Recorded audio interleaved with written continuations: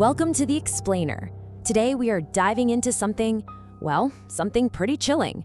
We are talking about one of folklore's absolute classics, the haunted school.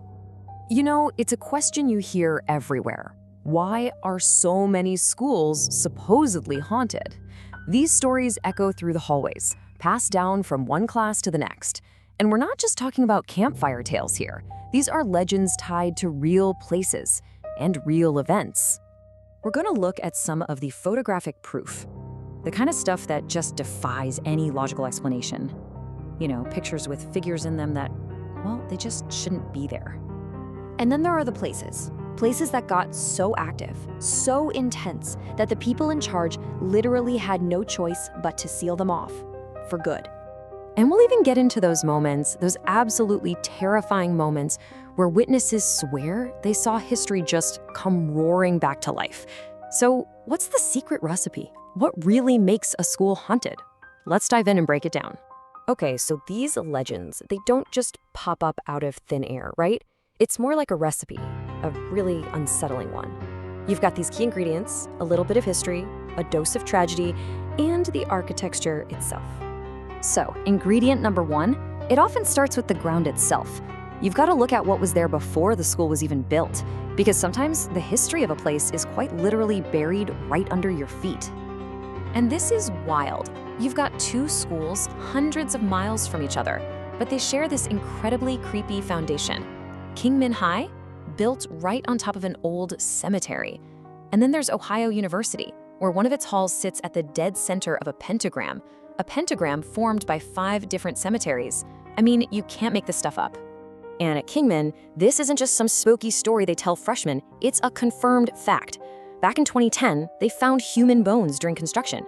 So that local folklore, suddenly it's very, very real. But okay, a creepy foundation is just the start. For a really good haunting, you need a story. So you've got the trouble ground. The next ingredient you need is a catalyst, a specific human tragedy. Something that gives the ghost a name, a face, an origin story. And at El Paso High, which some people call America's most haunted school, the whole legend starts with this one tragic act. The story goes, way back in the 20s, there was this cheerleader, and, well, the story says she took her own life at the school, creating this powerful tie to the building itself. And this is a perfect example of how one tragic event can just echo. It ripples through time. The legend gets a new life with every new class, every new weird photo, every unexplainable sighting. It keeps the story not just alive, but terrifyingly current. Okay, so you've got the creepy foundation and the tragic origin story. But for a legend to really last, it needs one more thing. It needs proof. You know, those weird photos, the security footage, the credible eyewitnesses that just keep the story going. So, get this, at Pocatello High in Idaho, the security cameras picked up this translucent, shadowy figure just moving through the halls late at night.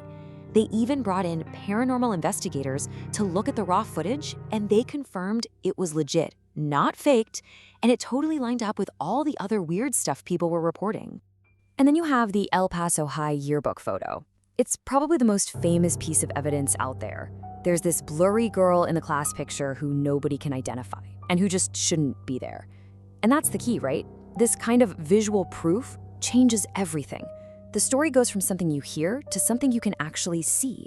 But maybe the craziest account of all comes from Gettysburg College. It's what people call a time slip.